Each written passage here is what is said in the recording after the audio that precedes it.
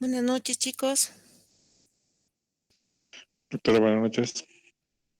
Buenas noches, doctora. Hola, hola. ¿Se me escucha bien? ¿Sin eco? Buenas noches, doctora. Hola, Lirito. ¿Está bien el audio? ¿Está bien? ¿Se me escucha claro?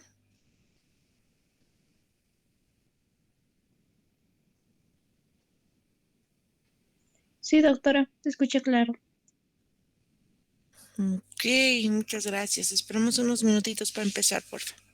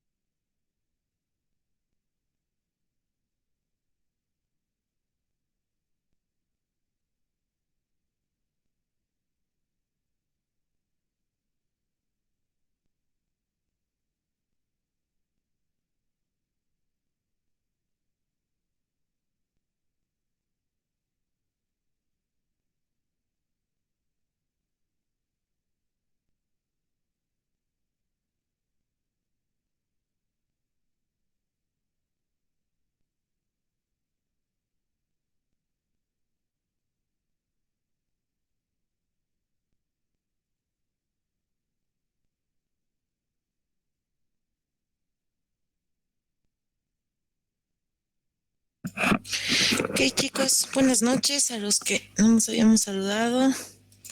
Antes de nada, tomar la lista, no hemos tomado. Nadie me dice nada. A ver, Ariel, Presente, doctora. sí, Arielito, Marco, el Marco creo que ya llegó. ¿Estás, Marco, no?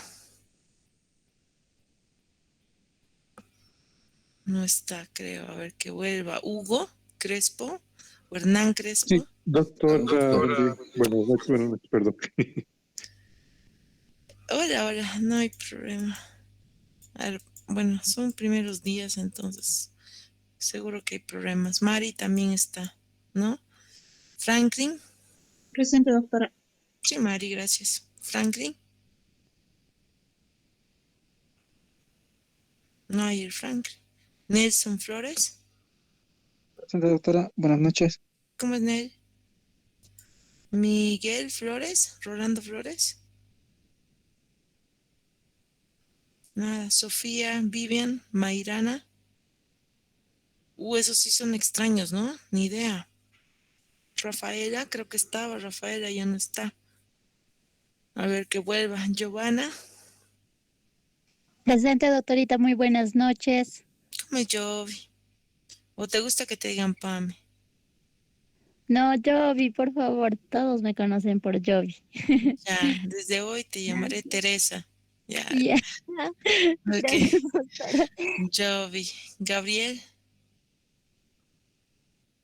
Es Gabriel, otro ausente. Tenemos 4 fantasmitas, ¿no? No sé qué Doctora, haremos. buenas noches, soy Marco. Marco, tú no eres un fantasma, ya te he puesto. Los otros son fantasmitas, no los hemos visto, ni los conocemos. Buenas, David Francas escribe, creo que no me escucha. David, a ver, ahorita te voy a poner en... Sí, por lo menos no sé si estás intentando, pero no te escuchamos. Si alguien lo escucha al David, dígame, porque yo no lo escucho.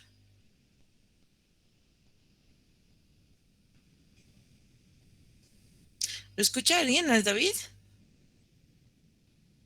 No, doctorita, bueno, no logro yo escuchar.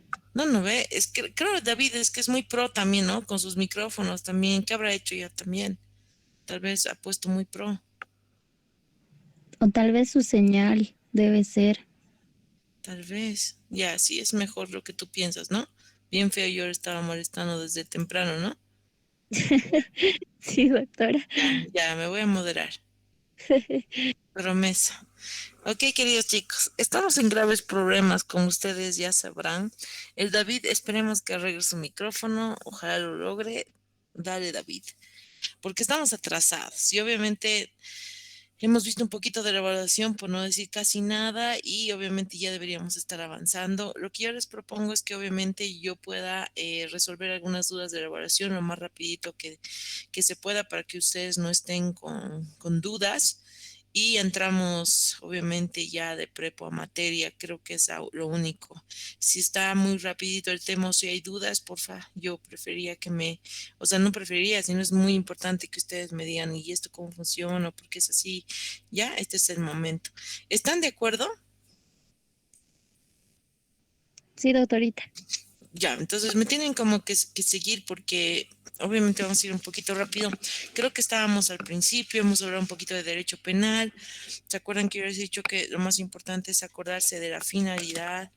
Es muy importante hablar de poder punitivo porque así nos acordamos que es una delegación, nos acordamos de un ejercicio responsable, creo yo. También nos volvemos a acordar Doctora, ¿me que escucha? no... Ahora sí, David, te escuchamos como en radio. Muchas gracias. Sí, sí, había fallas en la computadora, va a disculpar. No, tranquilo, ahora estás así como para, ¿qué se llama? Se empieza la noche así, ya se te escucha muy bien. Ok, entonces, ahorita te pongo la lista porque la he cerrado, entonces voy a volver a abrir y ahorita va a tardar un poquito en cargar porque así es y te voy a poner, no te preocupes. Entonces, Bueno, habíamos hablado de eso, podremos compartir evaluación a modo de que me sigan también. Y eso, recordar eso, ¿no ve? Que obviamente derecho, hablamos de poder punitivo, hablamos de que recordemos, por favor, por qué es un de última ratio, ¿no ve? Y eso, como les digo, yo tengo la esperanza de que ustedes siempre tengan en mente esta visión del derecho penal, no tan a veces superficial o tan fácil o tan no sé, a veces veo un poco simplista el tema y no es tan así, según yo, y bueno, a ver si algún momento comparte mi opinión, pero eso es lo que creo que hemos hecho hasta ahora, ¿no ve? Después hemos hablado, hay una parte que obviamente intuito persona significa, ¿no ve? Que el derecho penal lógicamente se va a aplicar a la persona que está siendo procesada, no puede aplicárselas por accesoriedad a nadie, ¿no? De aquí deriva muy importante todo el tema que vamos a repasar de defensa, ¿no ve? Las preguntas, no tener dudas sobre la defensa material, la defensa técnica que ustedes también han debido ver, cuando es necesario, imprescindible estar con el abogado, si mi abogado me puede representar o no, todas esa clase de preguntas relacionadas también con la defensa, ¿no? Pero básicamente recordando, obviamente el respaldo legal básico es que es intuito persona, no solamente la persona. Por eso también otra connotación, ustedes seguro recordarán, la extinción de la acción es por muerte, ¿no? La extinción de la acción penal se da por muerte, porque precisamente no podemos seguir procesando a una persona ya fallecida, ¿no ve? Entonces, precisamente porque el derecho penal se tiene que aplicar específicamente a la persona.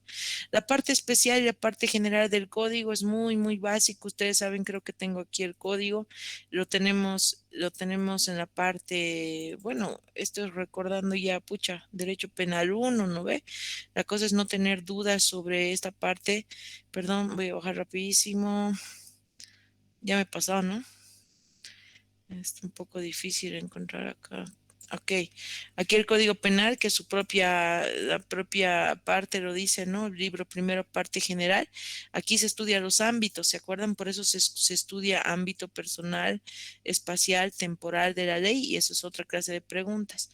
Y posteriormente, ya por el 109, creo que es que también ya me pasé, empiezan los delitos en particular, por eso hablamos de la parte especial, ¿no ve? Donde vamos a empezar a hablar de los delitos en específico.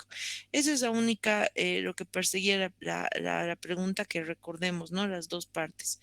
El derecho penal pertenece a la público-privada, lógicamente pública. Siempre es bueno que nos acordemos o cómo podemos, en otras palabras, recordar cómo clasificar o encasillar a los tipos de derechos en estas áreas, pues depende de las relaciones que regulan. Si nos acordamos siempre que el área pública va a regular relaciones entre el Estado y los particulares, obviamente el derecho penal va a ir ahí, ¿no ve? Porque nos volvemos a acordar del ejercicio del poder punitivo. En el área pública son ese tipo de relaciones entre el Estado y los particulares. Por eso es que hablamos de derecho administrativo también, ¿no ve? El derecho tributario, ¿no ve? En el área privada, relaciones entre particulares, por eso estamos hablando de civil generalmente, ¿no ve? Comercial y demás. Entonces, lógicamente pertenece a esa área. La diferencia entre los derechos penales subjetivos y objetivos obedecen a la parte que regulan. El derecho penal subjetivo, habíamos hablado, ¿se acuerdan que es, o se acordarán ustedes que es el jus puniendi, ¿no ve? Es el derecho del Estado, esa facultad que tiene este Estado de ejercer el poder punitivo. Ese es el derecho penal subjetivo. Cuando ustedes escuchen cualquier denominación con esta palabra, siempre va a tener de por medio una facultad, una capacidad. En este caso, como es derecho penal subjetivo, va a ser la facultad del Estado, ¿no ve? De ejercer este poder punitivo, lo que se conoce como el jus puniendi. Mientras el derecho penal objetivo, ya nos acordamos que son las normas escritas, el código, lo que vemos, ¿no ve? Los códigos, las normas. Dentro de este derecho penal objetivo de normas escritas, tenemos derecho penal sustantivo y derecho penal adjetivo, que viene a ser esta otra preguntita. Es como que del derecho penal objetivo sale el derecho penal adjetivo y el derecho penal sustantivo. Les reitero, queridos chicos, si hay alguna duda, por favor no duden en interrumpirme y para aclarar el tema, ¿sí? Pero estos, obviamente esto yo creo que se acuerdan, podemos, son temas básicos, ¿no? Pero que quieran o no, nos sirve, o sea, necesitamos realmente no tener ninguna duda para poder hablar y discutir ahora, ¿no ve? En procedimiento penal. Entonces, el derecho penal sustantivo, como ustedes saben, está relacionado a las bases. Si ustedes quieren a la parte abstracta del derecho penal, la parte sustantiva siempre va a hablar del delito, más de todo del tipo penal, de la pena, ¿no? Del delito en sí también. Mientras un derecho penal adjetivo es totalmente procesal. Perdóneme un ratito. Sí, es totalmente procesal. Discúlpeme un segundito, por favor.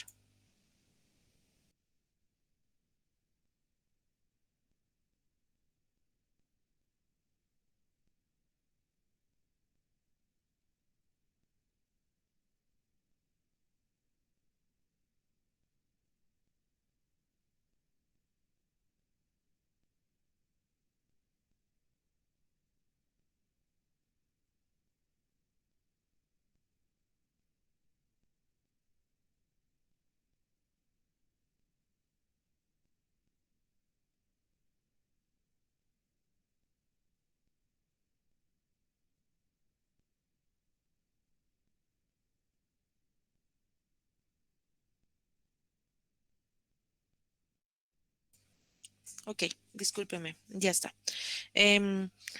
Entonces, porque esto, digamos, resulta importante, como les digo, vamos a repasar o acordarnos del problema que hay en el tema de irretroactividad de la norma, que tiene que ver con distinguir materia sustantiva de derecho adjetivo, de materia adjetiva, perdón, tiene que ver.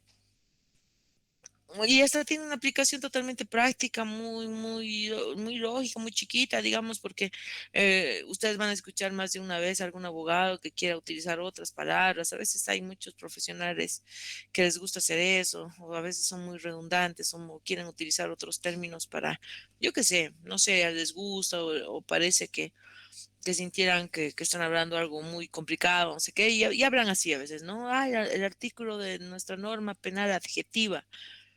Entonces, ¿a qué se estarán refiriendo?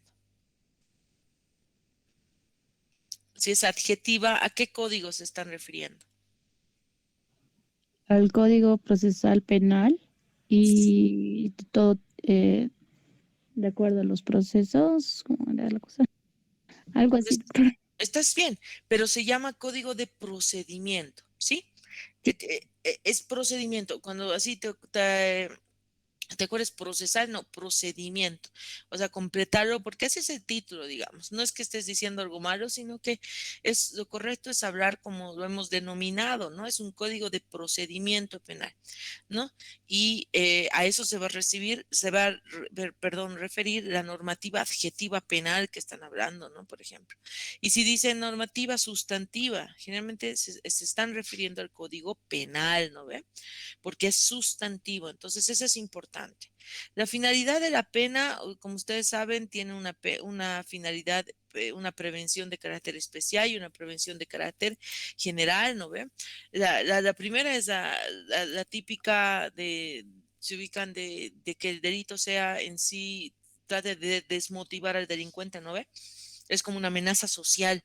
Y esta finalidad ya ha sido rebasada hace mucho ya esta concepción, chicos, porque evidentemente ya se ha establecido que el delito como tal no logra desmotivar al delincuente, porque si fuera así, pues desde que hemos creado, ¿no ve? Feminicidio tendríamos menos, ¿no ve?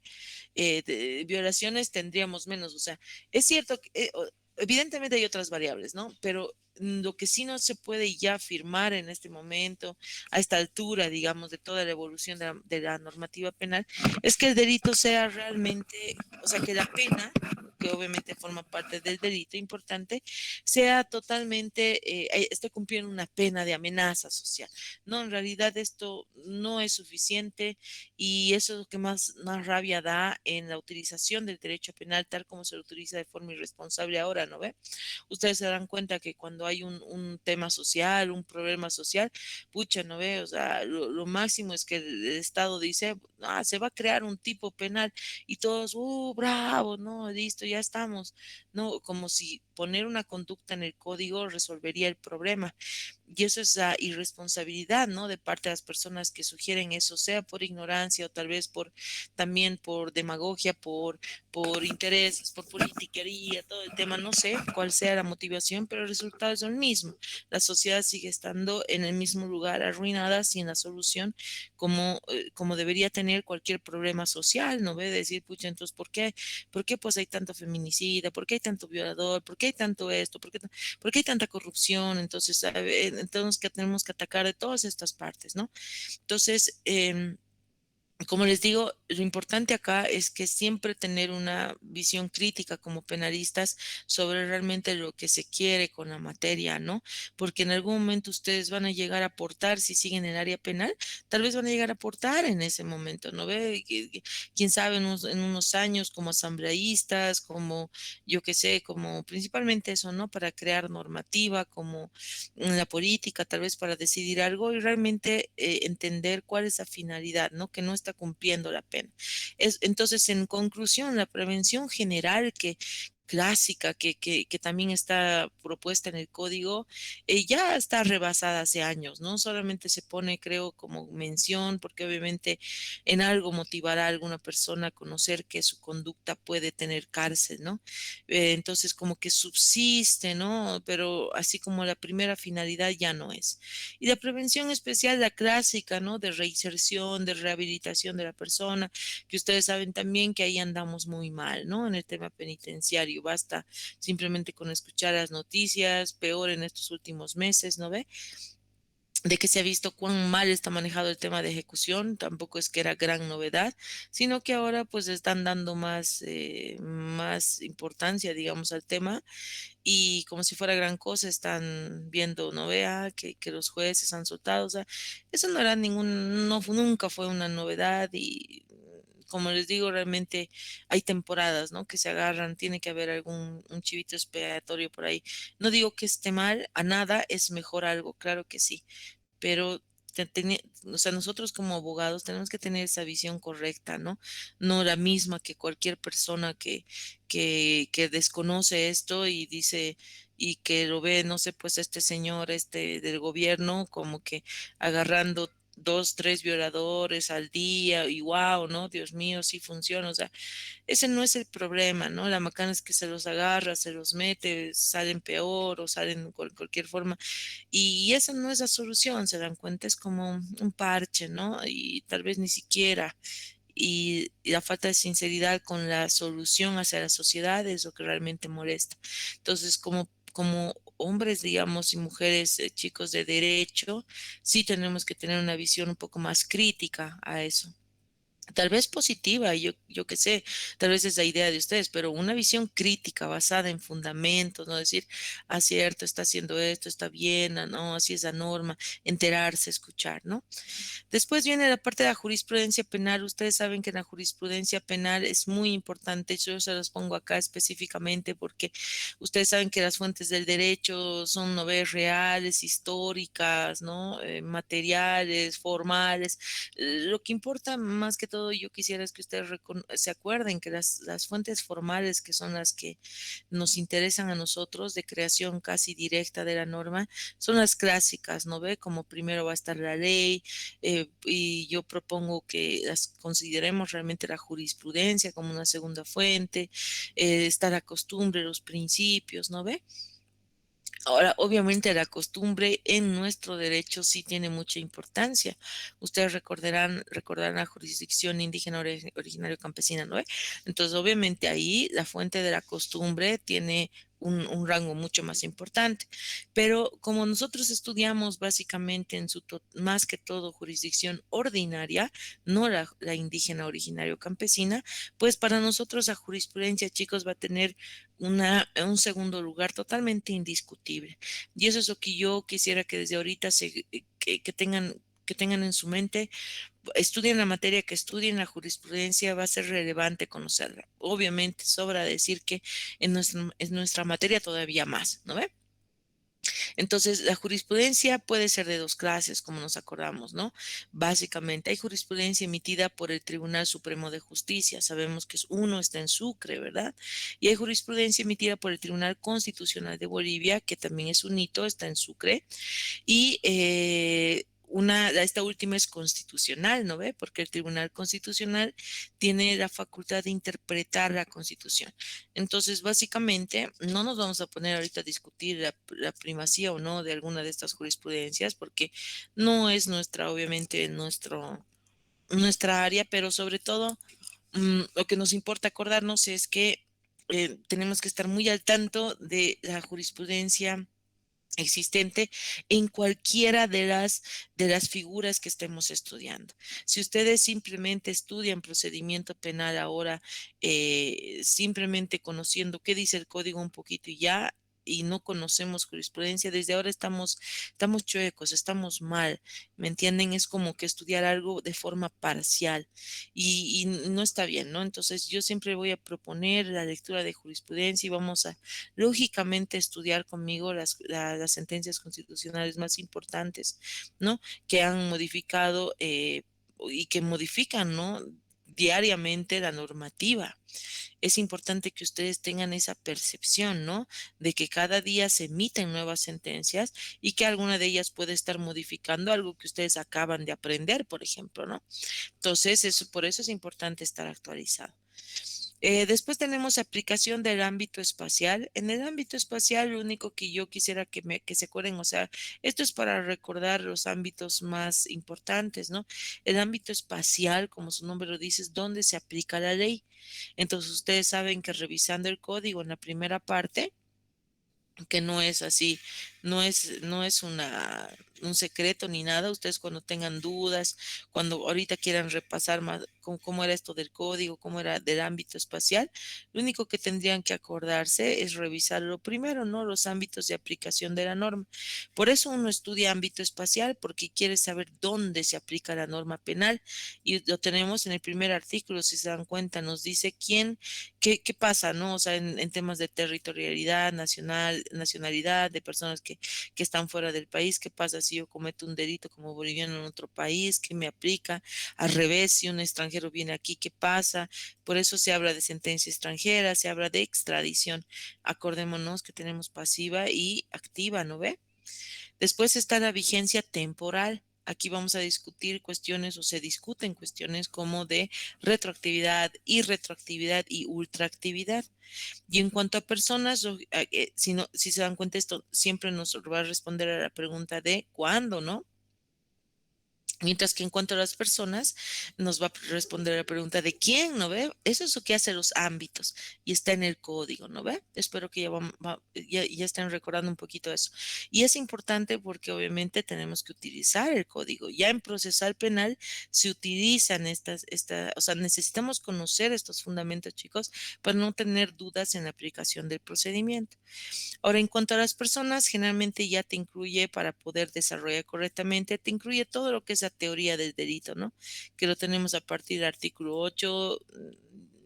Seguro coincidan conmigo mal, medio incompleto, sí, pero tenemos, o sea, por lo menos alguna referencia a lo que es la teoría del delito en nuestro código.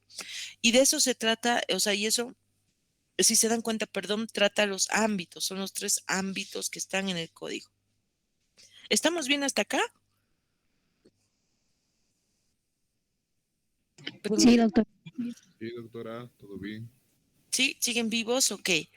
Después tenemos el tema de irretroactividad, retroactividad y ultraactividad. ¿No ve? Ustedes ya se acordarán, ¿no ve? Que la ultraactividad es una aplicación de una norma después de su vigencia, o sea, se aplica a pesar de que ya está derogada, ¿no ve? Esto sucede muy fácilmente muy recurrente, forma recurrente, por ejemplo, ¿se acuerdan? Hay juzgados liquidadores, por ejemplo. Entonces, un juzgado liquidador está utilizando una normativa que ya está derogada porque ya salió un nuevo código, ¿no ve? Por eso se llaman liquidadores. ¿Y qué está haciendo? Está aplicando norma de forma ultraactiva porque ya está derogada, ¿no ve? Entonces, ultraactividad no hay problema. Generalmente, o sea, es una figura más que permite es como que efectivizar la ley por razones de, no sé, de economía procesal, ¿no? Entonces, no hay mucho problema en el tema de ultraactividad. Los problemas se presentan en irretroactividad y retroactividad. ¿No? Entonces acá el gran problema que tenemos es en el 123, que ustedes siempre van a lidiar con el problema del 123 porque obviamente va a seguir ahí cuántos años será, porque ya entenderán que modificar una constitución es muy fregado. El 123 de la constitución política, como lo tienen acá, nos habla específicamente de la retroactividad y de la irretroactividad. Recordaremos que la ley es irretroactiva por esencia, ¿no ve? Es decir, una ley nace con carácter irretroactivo. Significa que nace para el futuro, nace para regir actos del futuro. Si yo saco una ley ahora, no te la voy a poder aplicar a los hechos que tú has cometido ayer. Tendré que aplicarla, perdón, a cualquier hecho que cometas a partir de mañana.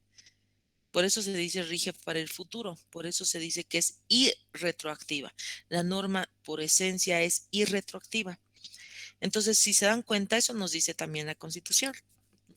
Cuando nos dice la ley solo dispone para lo venidero, nos está diciendo, la ley es para el futuro, la ley es irretroactiva. Y para reforzar que no quepa ninguna duda y no tendrá efecto retroactivo, así como decir, recuerden, no tiene efecto retroactivo. Pero ¿qué pasa? Excepcionalmente se le da este efecto en algunas materias. Entonces, la retroactividad de la norma es una excepción, ¿sí? La regla es la irretroactividad. Entonces, excepcionalmente se dice, estas normas por tales razones van a ser retroactivas. Entonces, aquí tenemos lo que siempre ha estado en nuestra constitución y lo que siempre va a estar en todas las constituciones del mundo generalmente, que te dice que en materia laboral, lógicamente, cuando favorezca a trabajadores y trabajadoras, eso obviamente no nos importa mucho a nosotros. Lo que nos importa es acá, que te dice también puede ser retroactiva en materia penal cuando beneficia al imputado o a la imputada.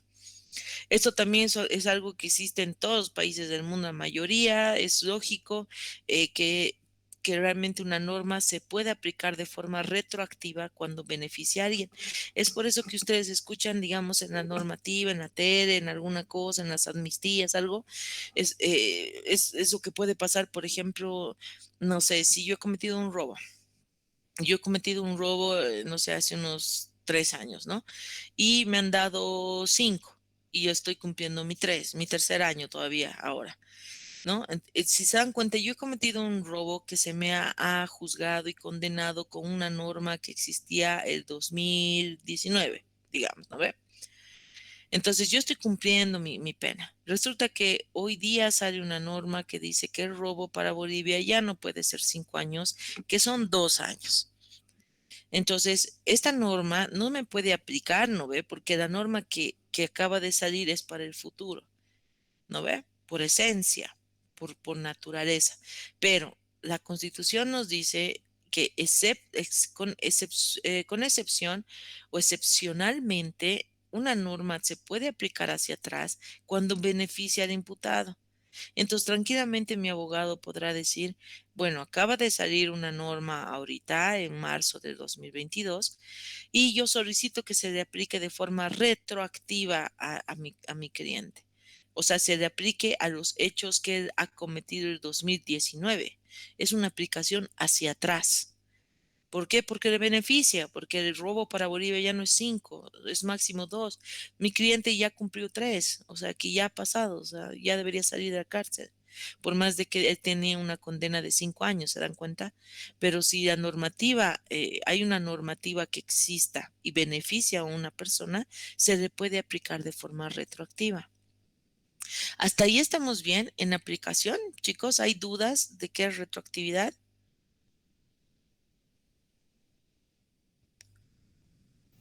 Nada, doctora. Nada de nada. Listo, belleza. Ok, hasta ahí estamos bien. ¿Cuál es el problema con el 123? Que nos pone esta parte. Nos dice, esto es lo que se agrega cuando nace la Constitución Política. Nos dice, en materia de corrupción para investigar, procesar y sancionar los delitos de los servidores públicos, ¿no ve? Entonces, hasta aquí estamos totalmente tranquilos porque es retroactividad aplicada bajo el principio de favorabilidad. La favorabilidad es la que condiciona cualquier excepción, ¿no ve? Por eso les decía, si es favorable, está bien, dale para atrás. Pero lo que acabo de leer es una retroactividad perjudicial. No sé si ustedes la pueden también ver y seguro tal vez en algún momento ya han discutido este artículo. No sé. Si se dan cuenta, aquí te dice, en materia de corrupción, que en realidad es penal, porque obviamente te está diciendo también investigar y procesar delitos, aquí te está diciendo que la retroactividad se va a aplicar para hacer eso. La pregunta es, ¿dónde queda la favorabilidad? ¿Por qué sería favorable o por qué se está permitiendo la retroactividad en materia de corrupción, o sea, sin favorabilidad? Por eso es que esta inserción de esta parte es una retroactividad perjudicial, lo que obviamente la hace ilegal. ¿Sí? ¿Estamos bien? Doctora, pero en cuestión de, disculpe, Te escucho, por favor. doctora, ¿me escucha? Sí, En sí, sí. cuestión de materias de corrupción y delitos, indica cometidos por servidores públicos. No puede haber para investigar delitos que sean cometidas por particulares, ¿no? Ah, sí, sí, es para servidores públicos, pero bueno, o sea, no importa si es como para servidor o para particular, el tema es que te están aplicando con retroactividad una norma, ¿te das cuenta, David? O sea, peor, imagínate que si dijera para sancionar delitos cometidos por personas, o sea, por particulares, así, pucha, Sería peor. contradictorio el Eh, mismo n- n- artículo. claro, no solo, claro, es como que habla de una norma aquí arriba y aquí abajo te da una excepción, o sea, sería más contradictorio todavía.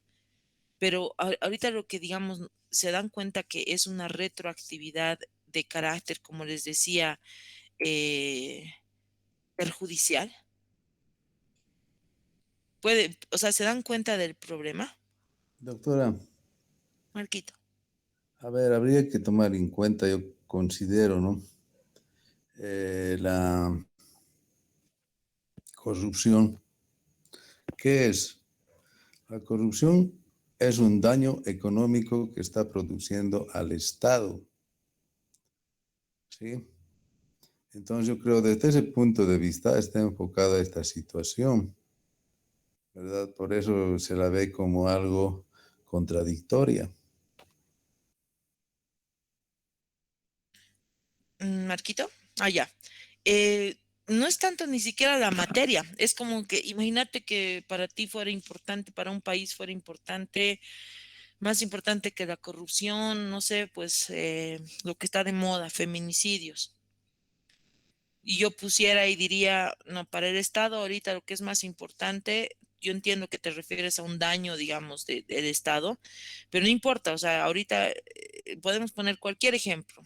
Para este Estado boliviano le importa la corrupción, está identificada como un daño grande. Digamos, para otro Estado va a estar, como te digo, tipificada la violencia contra la mujer como lo peor del mundo. Igual y si le pusieran en materia de violencia contra la mujer para investigar, procesar y sancionar a los delitos cometidos por los hombres o por cualquier persona contra la mujer. ¿Qué hacemos? O sea, es como que, sí, es que es importante, ¿no? La violencia contra la mujer, ¿se dan cuenta? Ese es lo terrible que puede pasar cuando violamos la propia norma, la propia estructura de los principios generales importantísimos. El principio de legalidad establece que no hay pena ni delito sin ley previa.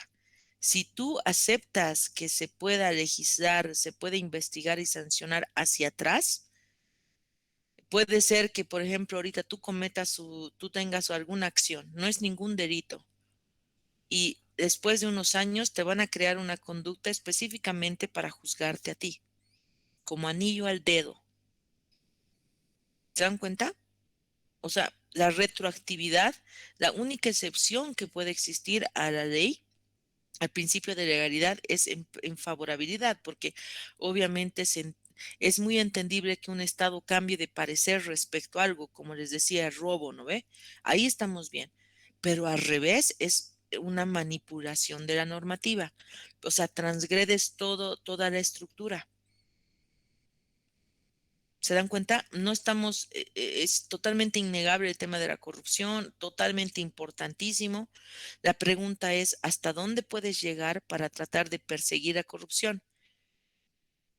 Y ellos no han tenido, en ese momento no se ha tenido el reparo de violentar el principio de legalidad, ¿no ve? Que dice que la ley rige para el futuro y que la retroactividad es en base a favorabilidad. Entonces se ha ingresado este artículo que obviamente ha traído muchos problemas y ahorita vamos a ver qué se ha hecho después. Pero, o sea, está bien si, digamos, ustedes ahorita podríamos estar no muy de acuerdo que era importante o no meterlo, pero lo trascendental es que entendamos el problema jurídico, ¿me entienden? ¿Cuál es la incongruencia? ¿Sí? Sí, doctorita. Sí, doctor. ¿Ya? Entonces, ¿qué es lo que ha pasado después de que se ha metido este artículo? Como les digo, totalmente, si quieren, animado por el momento, tal vez como ustedes dicen, o tal vez alguno piensa, dice, pucha, totalmente justificado, digamos, ¿no?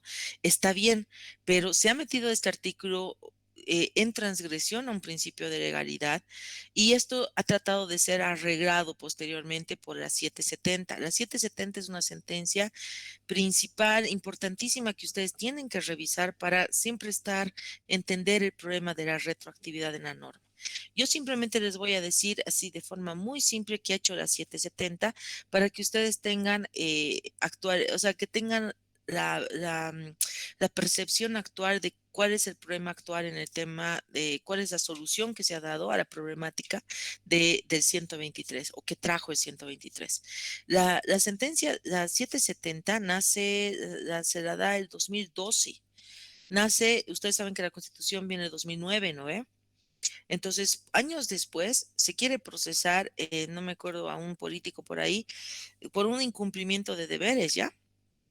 Y se lo quiere procesar, imagínense que un incumplimiento de deberes antes de ¿se acuerdan que después de la Constitución Política del Estado se salió el 2010 la Marcelo, ¿no ve? La 004, ¿no ve? Todavía también con esa intención de agravar, agravó todos los delitos contra la función pública, les puso una pena mayor, ¿se acuerdan? El 2010. Dentro de estos delitos, lógicamente, estaba el incumplimiento de deberes, que ya lo subió hasta 8 años, creo. Esto porque no me acuerdo ahorita con exactitud, pero tengamos eso en mente, ¿sí? La subió 8 años, por decirles, ¿no? Entonces, antes del 2010, el incumplimiento de deberes, digamos, era hasta 3. Después del 2010, el incumplimiento de deberes era hasta de 8, ¿sí? Entonces, ¿qué pasa? Se lo denuncia a una persona después de que sale la 04, por decirles, se le denuncia el 2010, el 2011, y se lo denuncia con el tipo penal de incumplimiento de deberes agravado, siendo que su conducta es del 2008, por decirles. ¿Se dan cuenta? El 2008 ha robado, lo que ustedes quieran, antes de la Constitución, antes de la 004. Sale todo esto y cuando lo procesan lo denuncian por los delitos penales ya modificados por la 04. Esto es una aplicación retroactiva de la norma, precisamente en el marco del 123.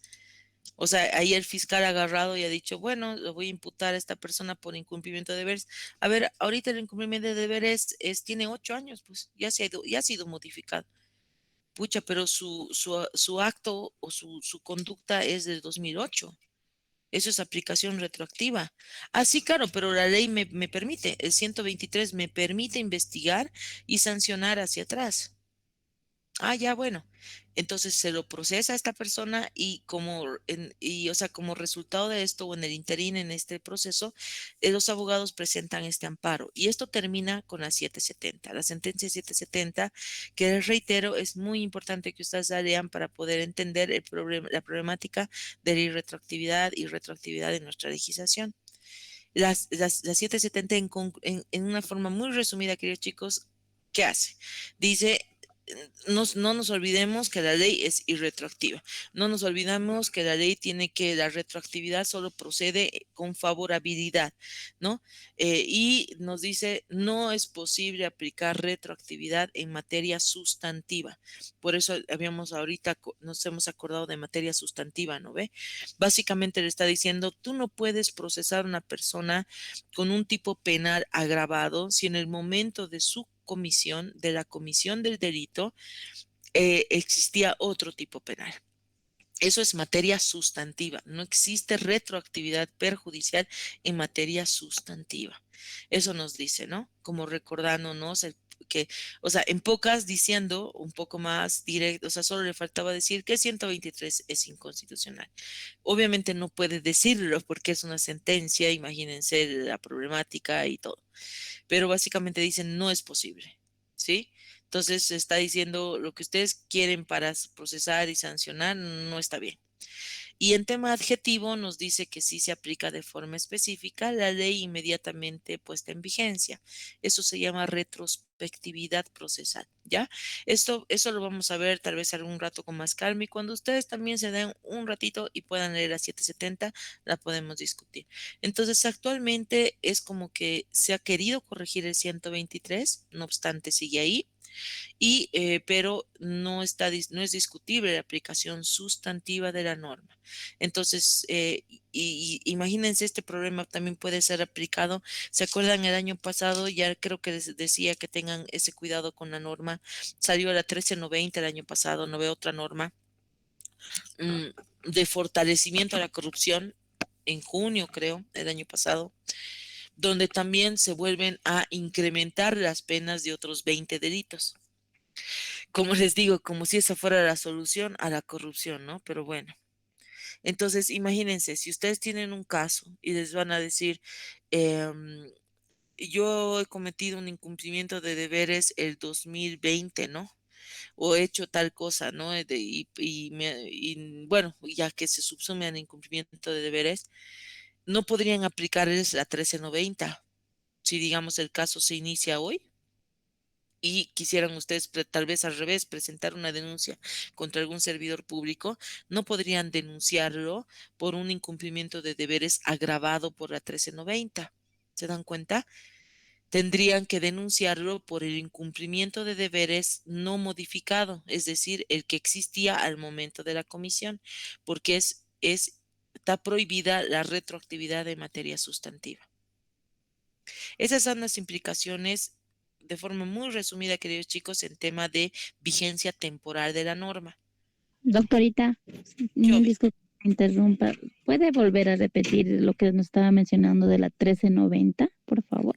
claro que sí, la 1390 es una norma que ha salido el año pasado, en junio, no sé, creo que la puedo ir buscando por si acaso para decirles bien la fecha, pero eso es lo que sale el año pasado y es una norma que se titula Fortalecimiento a la corrupción, fortalecimiento a la lucha contra corrupción, algo así. Y esa norma lo que hace es agravar muchas de las conductas de los tipos penales que existen ahora. ¿Se acuerdan cuando yo les decía, usemos este compendio, podemos usar este compendio que tenemos en pantalla? Les decía exactamente esto, les decía, lo usaremos, pero por favor no se olviden que muchas de las conductas, más que todo delitos de corrupción, ya han sido modificados por la 1390. ¿Sí? Entonces, ese es el cuidado que hay que tener ahora, ¿no? A ver, permítame. Entonces, lo que les decía, aplicando incluso lo que estamos hablando ahorita, ni siquiera yéndonos hacia tan atrás, porque ya tenemos una nueva normativa de corrupción ahora. Si ustedes quisieran, por ejemplo, procesar les llega un caso y quieren procesar a alguien que ha cometido, digamos, algún delito el 2020, por decirles, se dan cuenta que es antes de la 1390 no existía, no van a poder denunciarlo con un tipo penal agravado. No van a poder, porque eso sería aplicación retroactiva perjudicial en materia sustantiva. Van a tener que denunciarlo por un incumplimiento de deberes que existe ahora con el 154 normal. Tienen que hacer eso respetando la imposibilidad de la retroactividad, si se dan cuenta, retroactividad perjudicial. ¿Está mejorcito? ¿Me entendieron? Sí, doctorita. Me La estoy 13, anotando todo lo que está diciendo. muy bien, sí, pero pucha, no, la idea no sé si está muy difícil para anotar. La idea es solamente recordar algunas cositas y precisar. La ley había sido de fortalecimiento para la lucha contra la corrupción del 27 de agosto del año pasado, ¿ya? Entonces, imagínense, a ver, permítanme. mm, Vamos a poner acá.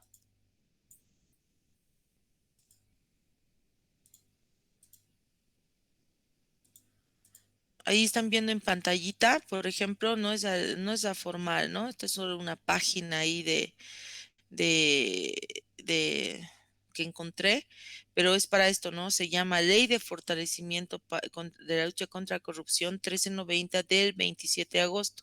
Imagínense, más o menos son todas las modificaciones, miren, todas las modificaciones al Código Penal. 2, 4, 6, 8, 10, 12, 14, 16. Son más de 20 tipos penales modificados y la mayoría son agravados. El peculado de 3 a 6 años, de 4 a 8.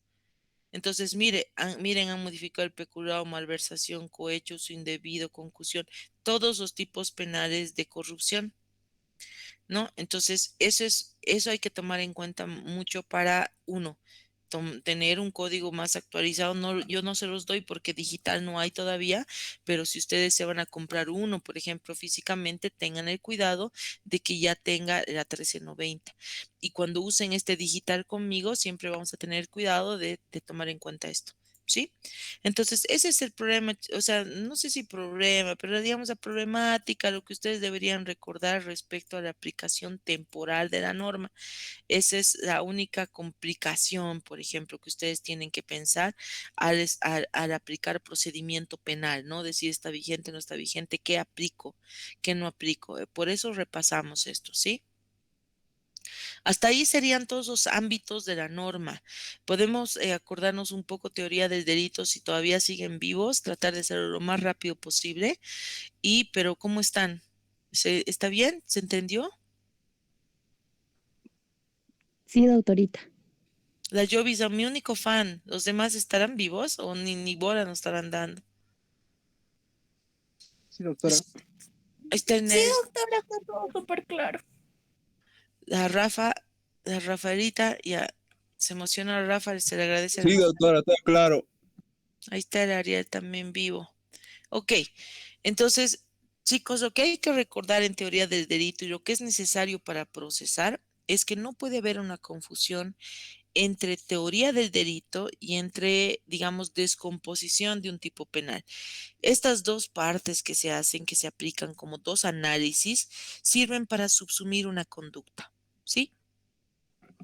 A ver, es como que ustedes no pueden tener como idea simple el que subsumir una conducta signifique solamente encontrar el tipo penal y decir así, esto es lo que ha debido pasar, se ubican así como, a esto se parece, ¿no?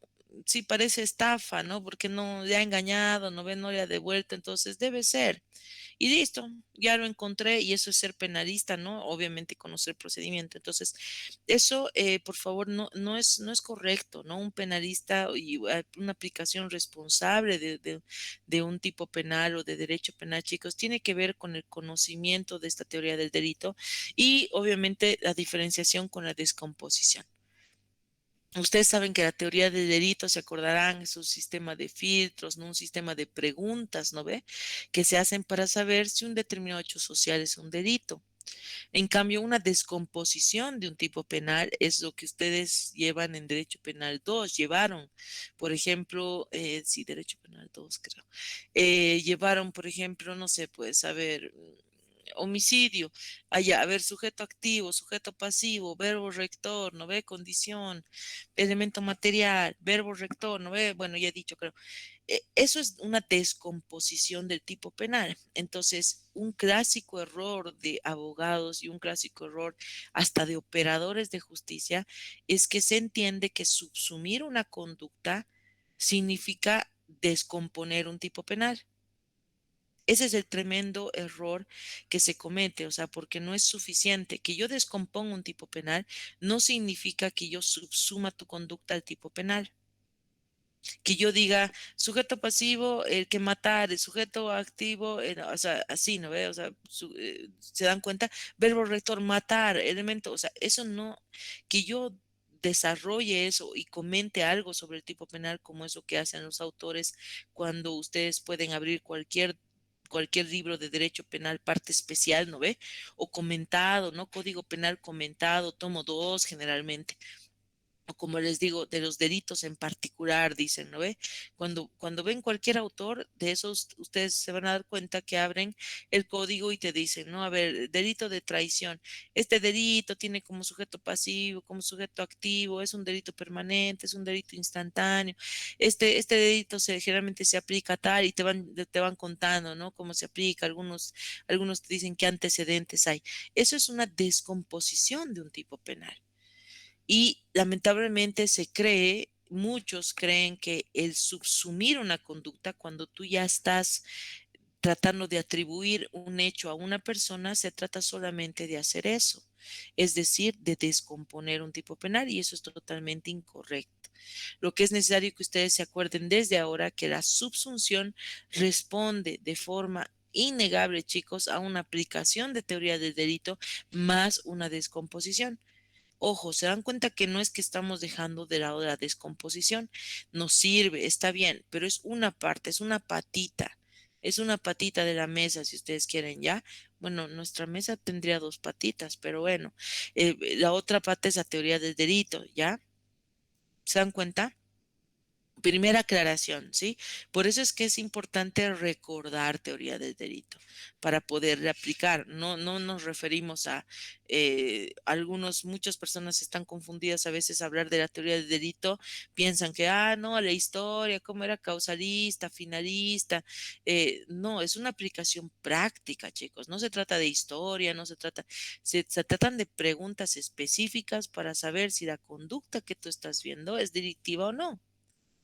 Y no es que y digamos, dirán, ¿y usted por qué? ¿Cómo sabe eso? O sea, ¿y dónde dice que tenemos que aplicar? Porque está en el código. Si ustedes mismos ven acá, y yo les decía después, al momento de hablar del código, perdón, al momento de hablar el código, vemos que en el ámbito personal, ¿se acuerdan que habíamos visto ámbito espacial? ¿No ve? Y ahí está el espacial, no sé qué, y empezamos con el temporal. En el temporal ya empezamos a hablar, no, eso no, del delito. Esto es teoría del delito. El saber qué es una tentativa, qué es un desistimiento, qué es el delito imposible. Estas son las causas de justificación, ¿no ves? ¿Se acuerdan? Es teoría del delito, filtro de antijuridicidad, ¿no? Estos son los tipos de delito, comisión. Esto es tipicidad subjetiva, ¿se acuerdan? Dolo, culpa. Los errores de tipo responden a la teoría del delito. Todo esto es teoría de culpabilidad, filtro de culpabilidad. Otra parte importante de la teoría del delito, lógicamente, es la participación criminal. Que ustedes sepan al momento de investigar un delito, sepan distinguir, o por lo menos entre un autor mediato, un autor y principal. Sepan distinguir entre lo que es un instigador y un cómplice. Esto es teoría del delito. Entonces, no es que, puchan, eso es, bueno, está en el libro, ¿no? Ya no sirve de antecedente. Eso es articulado, vigente en nuestro país. Entonces, al momento de querer subsumir una conducta, tienes que aplicar teoría del delito. ¿Sí? El problema que pasa es que no nos acordamos cómo se aplica y solamente pensamos que es leer alguno de estos, ¿no? Y ya, obviamente se necesita un fundamento, ¿no? Esto es como el resumen, ¿no? De por qué se aplica tal cosa. Eso es lo que hay que hacer en teoría del delito, por lo menos tenemos que recordar, ¿sí? Entonces, ¿qué es la teoría del delito? Es un sistema de filtros, ¿no? De preguntas que se hacen para saber si un hecho social es un delito. Precisamente, ¿qué preguntas son? Las mismas que forman parte del delito, es decir, que estructuran un delito. Por eso se dice que un delito, ¿qué es? ¿No ve? Una acción típica, antijurídica, culpable y punible, ¿no ve? Esos elementos, esos 5 elementos, constituyen los mismos filtros de la teoría del delito. Por lo tanto, ustedes tendrán el filtro de acción, el filtro de tipicidad, de antijuridicidad, de culpabilidad y de punibilidad. Esos son los filtros, ¿sí? Entonces, eso es lo que hay que recordar en cada uno de los filtros que se hacen, ¿no? Entonces, básicamente, ¿cómo están? Por ejemplo, ¿qué se estudia en acción? A ver, díganme para poder ver si se acuerdan lo básico. ¿Qué se estudia en acción, chicos? O en el filtro de la acción. Es el primer filtro de la teoría del delito. ¿Qué se estudia? Nelson.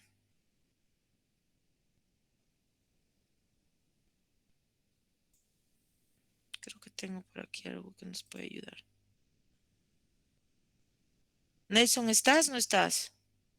Sí, sí, sí, doctora. ¿Qué se estudia en él, en la acción? ¿Qué te preguntas en la acción? O cualquier hecho social es acción. ¿Qué te acuerdas? ¿O no te acuerdas? La acción, doctora, entonces, podría ser desde el momento que se ha realizado el tipo del delito. Sí, pero ¿cómo sabes si, digamos, tú tienes que tomar en cuenta que no todo hecho es susceptible de ser delito, ¿no ve? Por eso es que te haces preguntas. ¿Qué te preguntas para saber si estás ante una acción o no? Ustedes saben qué es acción u omisión, ¿no ve? ¿Perdón? Pero si no me equivoco, tendría que verse 3 elementos que son el movimiento, el resultado y la relación de la causalidad. Eso te estás yendo un poquito más, si te quieres, estás bien en acción. Si ven la pantallita, eso tal vez ayude, es una presentación que yo tenía hace tiempo. Tú me has hablado de si se puede ver, ¿no? Esa es la acción, pero ya la relación entre acción y resultado es tipicidad, ¿no ve? Tú ya nos has hablado de la tipicidad más. Entonces, como ustedes pueden ver en pantallita, hay que recordar que la teoría del delito es un hecho, cualquier hecho social sometido a estas preguntas. Entonces yo les decía, ¿cómo sé si lo que yo estoy analizando es una acción? Pónganse un ejemplo, fue un ejemplo clásico. Es como que imagínense que están en el Prado caminando y de repente hay una manifestación, ¿no ve? Y pucha, con todos los mineros y full y dinamitazos. Entonces tú medio que no te asustas tanto y nomás empiezas a caminar un poquito más rápido, alejándote del problema. Pero eso no hace la mayoría de la gente. Entonces de repente sufres, la gente empieza a correr porque realmente los dinamitazos están muy fuertes y de repente imagínate, te empujan tan fuerte. Obviamente tú estás caminando, no sabes quién te empujan desde atrás con tan mala suerte pues que tú terminas como que aplastando o empujando a una abuelita que estaba vendiendo dulces, yo qué sé, y obviamente le rompes, yo qué sé, su cadera, le rompes su muñeca, digamos. Entonces ahí hay todo un problema porque obviamente ese ratito hay que tratar de ayudarla y todo, pero bueno, al margen de la buena intención, pues el sobrino o es la sobrina de la abuelita agarra y te dice, llama a la policía, dice que te va a denunciar y en realidad te denuncia, dice que tú le has roto, no has, no sé, ¿no? Que le has roto, que tienes que pagar todo y no sé qué. Entonces, ese que tú estás caminando en el Prado o digamos que es tu amigo, te va a buscar a ti. Tú como abogado, ¿qué tendrías que hacer primero para estudiar, para saber si lo que te están diciendo es delito o no? ¿O cómo Tal vez, ¿Una responderías? acción voluntaria o involuntaria, doctora? A ver, perdón, querido Hernán, Jovi, te escucho, perdón. tal vez, doctorita, con temor a equivocarme, que esa persona ha sido partícipe de esa marcha, digamos, ¿no? Donde estaban botando dinamitas, no sé qué le puedo decir. En el hecho, él haya sido partícipe, tal vez eso, no con temor a equivocarme. No, tú estás, tu amigo, digamos que es tu amigo, ¿ya? Tu amigo está caminando feliz por el Prado, no tiene nada que ver y lo han empujado y ha pasado eso. Hernán, ahora sí te escucho, dime. Por eso es que puede ser una acción voluntaria e involuntaria. Lo que ha hecho ha sido por escapar de las dinamitas y ha sido involuntario. Eso no podría ser, que se llama punibilidad, podría ser culpabilidad. Es culpable, sí, pero no es sancionable porque no ha sido con intención. ¿Te das cuenta que acá tú ya me has hablado de estos filtros de acá? ¿No ve? Sí, ya, Sí. ya me estás hablando de esto. Porque Por eso, es culpable, pero no es punible, o sea, no es sancionable porque no lo ha hecho con voluntad, con premeditación, no lo ha hecho. precisamente, Ha sido una reacción de sobrevivir al peligro de una dinamita. bueno, aclaremos el caso para que no es que, digamos, tú has escapado, estás caminando un poco más rápido y tú recibes un empujón, ¿sí? Eso nos va a servir igual para seguir trabajando en el ejemplo. Recibes un empujón y obviamente como resultado del empujón, pues tú atropellas a esta señora mayorcita, ¿sí? Ahora, lo que se dan cuenta, Hernán, de qué nos habla de una acción involuntaria. El único problema, Hernán, es que no tienes ni siquiera que hablar de culpabilidad y punibilidad si al momento de analizar acción, tú ya has evidenciado que estás ante una acción involuntaria. Porque la acción, acuérdense que tiene que ser un movimiento exterior que podemos evidenciar y tiene que ser voluntaria. Por eso se estudian causas de exclusión de la acción. Eso no tienen que olvidarse nunca. En la acción, cuando estén ante cualquier acción para investigar el primer filtro, porque el tema principal, chicos, en la teoría del delito es hacer ese esfuerzo por ser respetuosos del orden de las preguntas. Yo sé que uno puede sentirse tentado a decir, de repente tratar de decir, para mí es antijurídico, ¿se dan cuenta? Y hablo del tercer filtro. Entonces, la teoría del delito tiene que manejarse de forma ordenada y tienes que responder, aunque sea muy obvia, a la pregunta si tienes acción, si tienes omisión. Después, si es cierto que tienes acción, recién vas a discutir tipicidad. Si es cierto que tienes tipicidad, recién discutes esto. ¿Y se dan cuenta? Y va bajando, por eso se llaman filtros. Entonces, eso es lo importante que ustedes se acuerden siempre, respetar el orden, ¿ya? Entonces, en ese sentido, las causas de exclusión de la acción que siempre tienen que tomar en cuenta, acuérdense, son fuerza física irresistible, ¿no ve? Estado de inconsciencia y acto reflejo. Esas causas, chicos, también están reconocidas incluso por jurisprudencia. Entonces, acuérdense, un estado de inconsciencia absoluta, por ejemplo, es dormir. Un estado de inconsciencia absoluta es estar en un estado de ebriedad, digamos, fatal, alguna droga, ¿no? Como consecuencia de una sustancia. Esa es una causa de exclusión, ¿no ve? Después tenemos acto reflejo. El acto reflejo, ustedes saben que va a ser una respuesta inmediata de una persona a algo. ¿No? Un acto reflejo, por ejemplo, no sé, pues el fuego, yo retiro mi mano, ¿no ve? Me pincha algo, yo la quito. Eso es un acto reflejo, un estornudo, ¿no? Un parpadeo. Y después tenemos fuerza física irresistible. Ustedes recuerdan que la fuerza física irresistible puede ser de la naturaleza o del ser humano, ¿no ve? Entonces, en este caso, la pregunta sería, el primer paso que tenemos que dar, estoy tratando de ver si tengo un diagrama de las preguntas para que ustedes puedan estudiar solitos o puedan recordar si necesitan. Porque en está muy larga, esta presentación es muy específica y otro. A ver, pero bueno, ¿se acuerdan lo que les comento? O estoy hablando un poquito así? ¿Qué está diciendo esta doctora? Díganme si más o menos se están acordando. Sí, doctorita, me estoy acordando personalmente. Sí, yo vi, ok. Mm, creo que había uno por acá. A ver, entonces, eso es lo que se hace en teoría del delito. En acción, ¿sí? En la acción yo agarro y me pregunto, ¿tengo acción? O sea, primero identifico la acción, ¿no? ¿Cuál es la acción en nuestro problema? En nuestro caso, ¿cuál es la acción? La reacción, tal vez. No, la acción. Oh, ya. Tienes que identificar la acción para investigarla. Tienes que saber qué estoy estudiando, qué quiero saber, qué acción, o sea, qué conducta estoy sometiendo a análisis. ¿Cuál es la acción en nuestro ejemplo?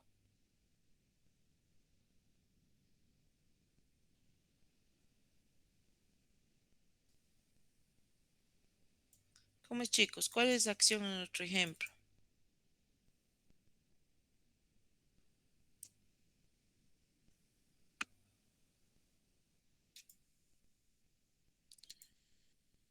Aquí encontré uno.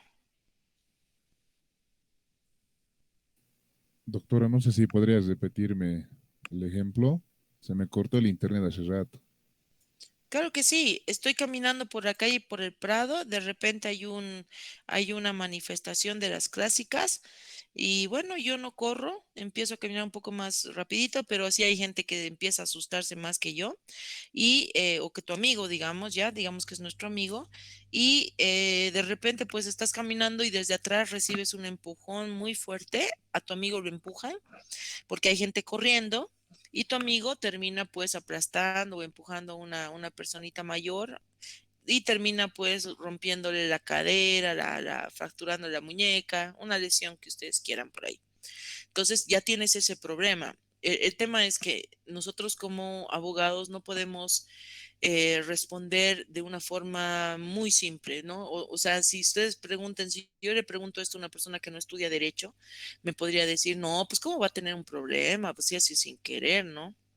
Lo han empujado más bien. Pobre él, ¿no? No tiene que dar el problema, más bien ni siquiera tiene que pagar, ¿no? Porque, o sea, ¿se imaginan? Eso sería una respuesta de una persona, ¿no ve? O tal, me refiero a que no estudia derecho, ¿no? O tal vez diría, bueno, no, pues no, o sea, no lo pueden encarcelar ni seguir un proceso, ¿no? Y con tal que le pague, ha sido un accidente, ¿no? En realidad tendrían que ir a mitades, ¿no? Eso diría una persona que obviamente no tiene conocimientos o que nosotros tenemos que hacer recordar cómo jurídicamente tenemos que aplicar. ¿Sí? Entonces, para eso estamos estudiando o recordando cómo es lo de la teoría de delito, ¿no? Y la primera pregunta es saber si tenemos acción. Entonces, yo les decía, para saber eso tenemos que identificar la acción. Les preguntaba, ¿cuál es la acción que estamos estudiando? En el ejemplo. Doctora, entonces sería una acción, la acción sería las lesiones que sufre la persona que cae al piso, ¿no? Ese es el Eh, resultado, ¿no ve? El hecho que le ha empujado, esa sería la opción, pues. Exacto. El movimiento la- exterior que estamos viendo es el empujón.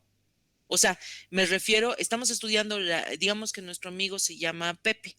Estamos estudiando la acción de Pepe, ¿no ve? No nos preocupa quién ha empujado a Pepe. Estamos viendo el Pepe está en problemas. Entonces queremos saber si la acción de Pepe es delito o no. Entonces, ¿cuál es la acción?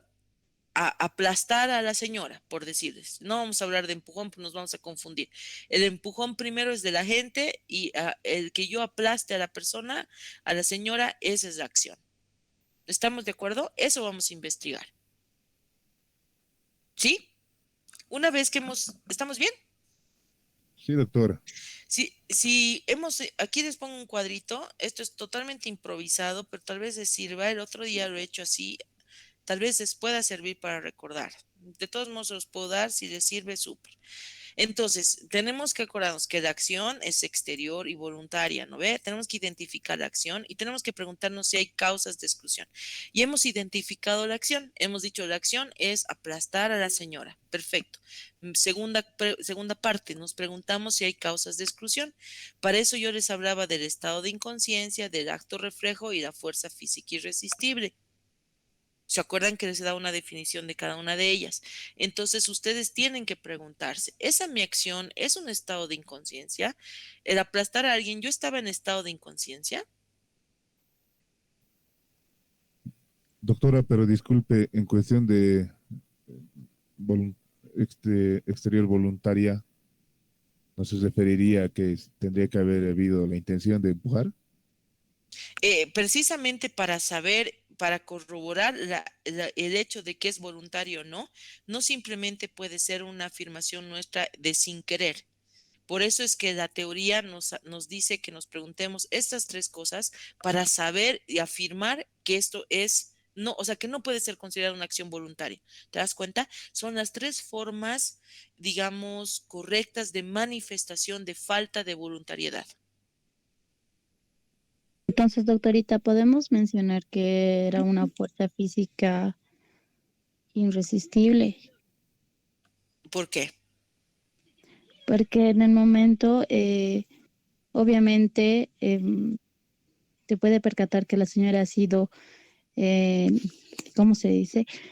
Lastimada, afectada por la fuerza que, como lo han empujado a esta persona, y él ha ido encima de la señora, obviamente con fuerza ha caído donde ella, y obviamente no ha sido, como dice, voluntario y ha sido irresistible, o sea, no se ha podido evitar eh, el daño que le ha causado a la señora.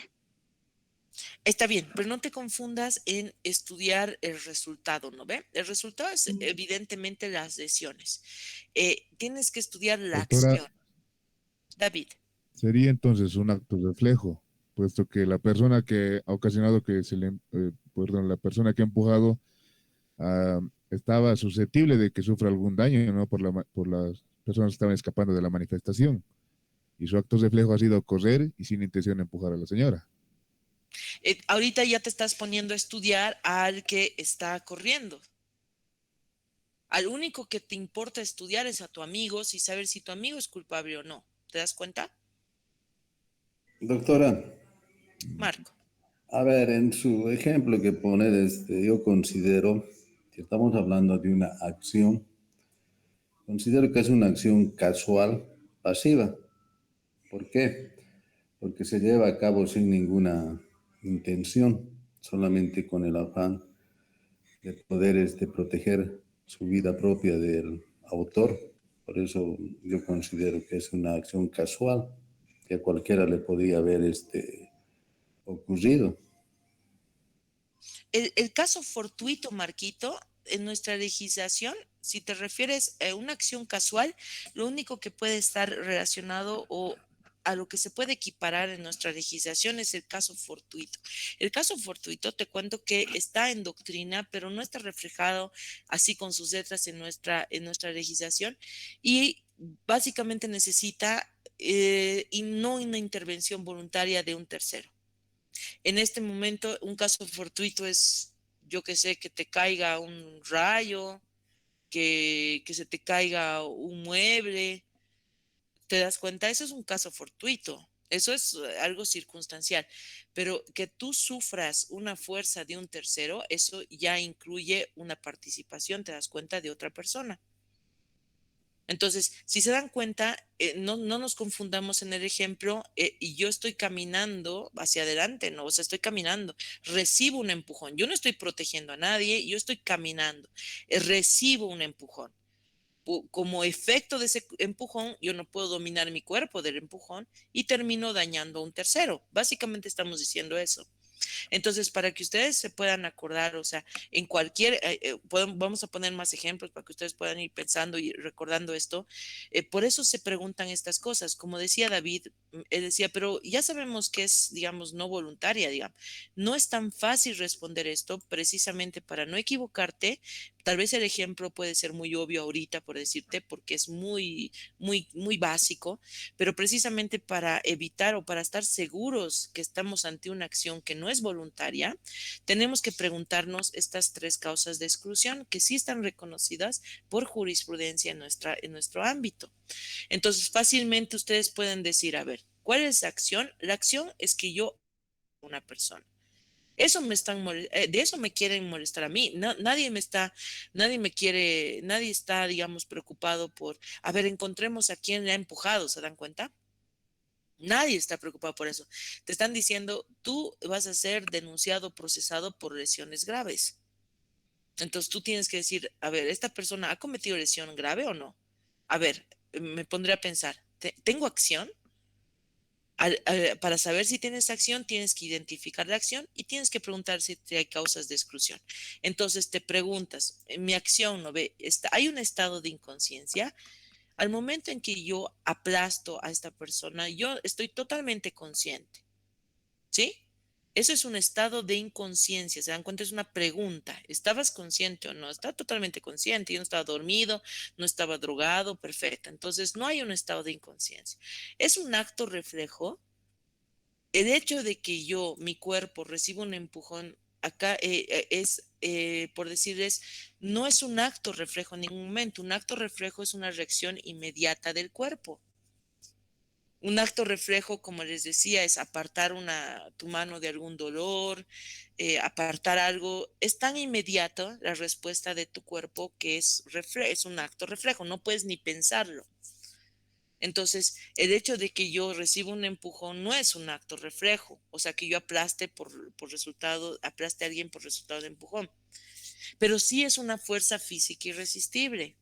Precisamente yo estoy siendo víctima de una fuerza física que yo no puedo resistir porque ni siquiera he visto el empujón que venía, ¿no ve? ¿Se dan Sí, cuenta? doctor. Pero te das cuenta, Jovi, que no es una fuerza física irresistible porque la señora no pudo resistir lo que yo le aplasté. Esa no es la fuerza física. Estamos analizando la acción mía. No, Evidente. dije, doctorita, que era la fuerza de la persona que ha sido, como le dije, involuntariamente, o sea, como usted dice, le ha empujado y él ha ido con fuerza, pero no porque él ha querido, no ha sido voluntario y que ha dicho, ya yo me voy a ir a caer donde ella, no, sino ha sido puede ser por el peso, el tamaño, ¿qué puede ser? O sea, ha De sido acuerdo. el momento. Está bien. Él ha sido, en nuestro caso, nuestro amigo ha sido víctima de una fuerza física irresistible, ¿sí? No ha ejercido una fuerza física. Él ha sido víctima de una fuerza física irresistible. Por eso, por ejemplo, en fuerzas físicas irresistibles, acuérdense de la naturaleza, terremotos o algo, no te pueden culpar porque tú no puedes manejar tu cuerpo, no has podido resistir una fuerza física. Por decirles, en acto reflejo, hay un ejemplo clásico en la doctrina, no sé si se acuerdan, de la persona que está caminando por la piscina y pisa una abeja, ¿no? Entonces, el dolor que le causa esto en el pie hace que retire fuertemente el pie y por ese hecho puede ser que empuje a alguien, dañe a alguien. Eso es un acto reflejo, ¿sí? Y un estado de inconsciencia, por ejemplo, como les decía, es dormir. Un clásico ejemplo también de la doctrina, ¿se acuerdan? La mamá que termina asesinando o matando a su niño porque se duerme y lo ahoga en la noche al momento de darle pecho. ¿Se dan cuenta?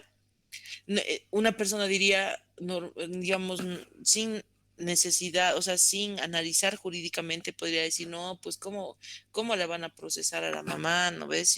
Si ha hecho, o sea, lo peor que le podía haber pasado es matar a su propio hijo. Pero, ¿cuál es la respuesta jurídica? ¿Tenemos acción? ¿Se dan cuenta? Y esas son las preguntas que hay que hacerse y tienen que acordarse. Yo creo que lo han visto, simplemente tal vez no se están acordando. Y así son varias preguntas en los filtros, ¿no? Entonces, si obviamente tenemos, digamos, por ejemplo, no hay causas de exclusión, lógicamente vamos a decir, aquí esto se trata de acción, ¿no ve? Si no tenemos causas de exclusión. En cambio, si tenemos una acción, nos falta una pregunta más, ¿no ve? Y eso podemos ir revisando y podemos irnos acordando de esto. Espero que no sea tan chino porque obviamente no podemos llevar teoría de delito desde cero, ¿no? Pero sí es importante que se acuerden para qué sirven los filtros. No podemos hablar, por ejemplo, de, como les decía, de antijuridicidad si no hemos pasado por el filtro de tipicidad. Si no tenemos una tipicidad objetiva, chicos, y subjetiva, no podemos hablar de antijuridicidad.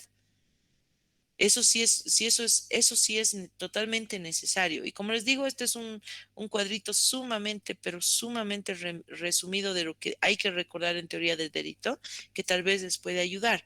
Entonces, podríamos usar este cuadrito para terminar de avanzar un poco el miércoles y obviamente tratar de volar.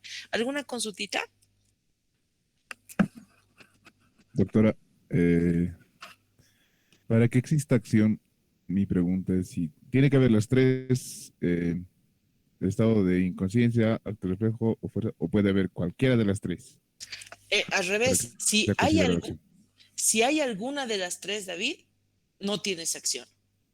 Imagínate, ¿acaso es correcto que a mí me procesen por algo que a mí me han obligado? Por ejemplo, en nuestro caso, yo he sido víctima de un empujón. Eso es una fuerza física irresistible. ¿Te das cuenta? Entonces, la respuesta a eso es, ¿hay fuerza física irresistible? Sí. La pregunta es, ¿la acción inmediatamente anterior era evitable? Yo no puedo evitar caminar, ¿no ve? Entonces, no hay acción. Entonces, más bien es básicamente al revés de lo que propones. Si tú ves alguna causa de exclusión, por eso se llaman causas de exclusión de la acción. Te estás preguntando si hay algún motivo por el cual tú puedes excluir la acción. Si tú estás en un estado de inconsciencia, dormido, ¿por qué podrías ser responsable de un delito?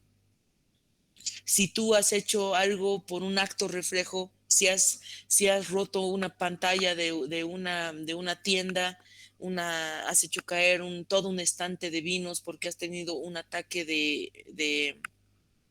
¿qué se llama? Que te pueden dar convulsiones, Epilepsia. una epilepsia, y has tenido un acto reflejo y has tenido un movimiento torpe y se ha caído toda una repisa de vinos millonaria. La pregunta sería, ¿hay acción? A ver, identifiquemos la acción. El que yo, digamos, he botado un vino o he dado un manazo al estante, digamos. ¿Hay estado de inconsciencia? No, yo estaba totalmente consciente. ¿Hay fuerza física irresistible? No, nadie me ha empujado ni nada. ¿Hay actos reflejos? Sí hay, porque en ese momento yo he sido víctima de un ataque de epilepsia que me ha obligado a mover mi mano de esa forma. Entonces, la pregunta es, ¿la acción inmediatamente anterior era evitable? ¿Qué era anteriormente evitable? Que compres, que vayas al vino, no sabías cuándo te iba a venir tu epilepsia, por lo tanto no hay acción. Se dan cuenta que si ustedes tuvieran un caso así, directamente tendrían que presentar una excepción, un incidente, que podemos discutir qué haríamos, pero se dan cuenta que no hay ni acción. Ustedes tendrían que presentar una excepción, un incidente, basado en que ni siquiera tienes acción a investigar. No vamos a decir, no hay tipo penal, era sin querer. ¿Se acuerdan? Se ubican que ni siquiera estamos discutiendo dolo o culpa. Estamos Doctora, hablando que no hay acción. Marco. pero si estamos hablando de acción, necesariamente vamos a hablar de movimiento y resultado, así sea en estado inconsciente. Porque en el ejemplo que usted pone, digamos, de la madre que amamantando puede matarlo a su bebé, hay un movimiento, pues, y va a haber un resultado, y el resultado va a ser la muerte del bebé. Claro, en ningún momento estás negando que la acción no tenga un resultado. Siempre nuestra acción tiene un resultado.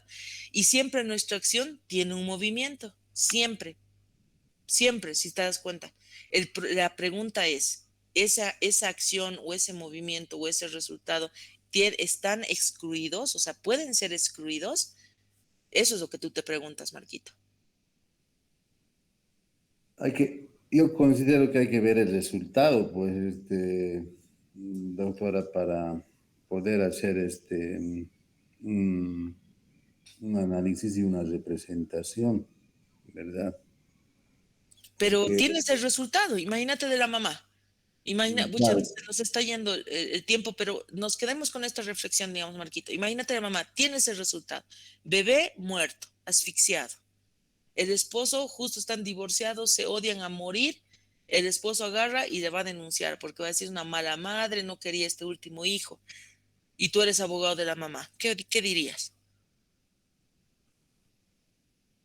claro, evidentemente ahí el resultado es el fallecimiento, ¿verdad? Ujú. Ahora habría que buscarle, digamos, la parte que de alguna manera libere a la persona en su totalidad del caso que se le puede sindicar. ¿Me entiende? Claro, Por claro, decir, ese es tu objetivo, sí. claro, La mamá te dice, yo no quería hacer eso, es lo peor que me ha pasado en la vida, ¿no? Yo estaba dando de lactar y estoy muy cansada, estoy muy estresada por todo esto del divorcio y me he dormido. Eso te va a decir tu cliente. La pregunta es, ¿cómo la defiendes? ¿Qué interpones? ¿Qué haces? Ya tienes la denuncia por asesinato, ¿no ve? Porque ni siquiera puede ser homicidio, ¿no ve que es mamá? Entonces, asesinato. ¿Se dan cuenta? ¿Podemos retomar desde acá? Me despido mis disculpas, nos hemos pasado 4 minutitos, por favor, con todos. ¿Podemos retomar desde acá la próxima clase? Les ruego porque nos hemos pasado. Sí, doctorita, por Sí, favor. doctora. Gracias. ¿Sí? Ok, queridos chicos, vamos a tener que correr un poquito más, pero creo que es importante recordar. Nos vemos entonces la próxima clase, les agradezco mucho y que descansen ya. Les voy a pasar este cuadrito. gracias, Doctora, ¿me doctora. pone No, lista, no. por favor? Te pongo. Hasta luego, doctora. Chao chicos, buenas noches, nos Hasta vemos. luego, doctora. Chao chicos. Hasta luego, doctora. Gracias, doctor. Chao, chao a ustedes. Chao chicos. Doctorita, una consulta. Sí, yo. ¿Hay un grupo de su materia de WhatsApp, por si acaso? Creo que sí. ¿Me escribes? Te estoy poniendo mi celular. Ya, doctorita, está bien. Gracias. Ahí lo Hasta luego. tienes, mira, 706-92677. Ya, doctorita. Muchas gracias. Ponme Jovi y te añado. Ya, doctorita, gracias. Hasta Listo. luego. Chao, Chao, nos chao. vemos. Chao, chao.